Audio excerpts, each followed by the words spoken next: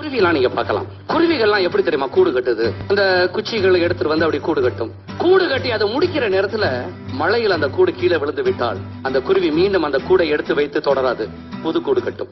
புதிதாக அந்த கூடை கட்டி மீண்டும் அதை முடிக்கிற நேரத்துல காற்றுல அது கீழே விழுந்து விட்டால் மீண்டும் ஒரு புது கூடு கட்டும். எதுவரை கட்டும்? கூடு கட்டி முட்டைகளை இட்டு அடகாத்து தன் இனத்தை வாழ வைக்கிற வரை அது செய்து கொண்டே இருக்கும். ஏண்டா அதுக்கு தெரிஞ்சது ரெண்டு விஷயம் தான். ஒன்று விடாமுயற்சி, இரண்டாவது வாய்ப்புகள் இன்னும் உண்டு என்ற நம்பிக்கை. எத்தனை தடவைகள் கூடு கீழே விழுந்தாலும் அது மீண்டும் ஏன் பறந்து போகுது? இதே மாதிரி இன்னும் 1000 கூடுகள் கட்ட இந்த உலகத்துல வாய்ப்பு இருக்குன்னு நம்புது. யாரோ ஒருத்தருக்கு உங்களை பிடிக்காட்டா இனிமே எல்லாருமே உங்களை வெறுத்துருவாங்களா? ஏதோ ஒண்ணுல தோல்வி அடைஞ்சிட்டா இனிமே நம்ம நல்லாவே இருக்க மாட்டோமா? யார் சொன்னது?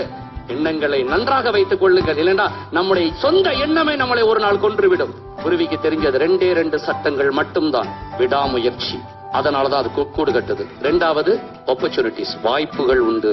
எந்த குருவியாவது 5 தடவை கூடு கட்ட முயற்சி பண்ணி 5 தடவைகளும் கூடு பாதியோடு கீழே விழுந்த உடனே இனிமே வாழ்க்கை முழுவதும் கூட கட்டக்கூடாதுன்னு நொந்து போய் நேரா கிறிஸ்தாஸ் ஹைவேக்கு மேல பறந்து பொத்துண்டு உளுந்து எந்த குருவியாவது தற்கொலைப்படி கிடக்குதா?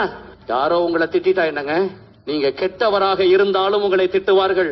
அதே நேரத்தில் அவர்களை விட நீங்க சிறப்பாக இருந்தாலும் உங்களை திட்டுவார்கள். இதான் ஹியூமன் நேச்சர். மறந்துடாதீங்க.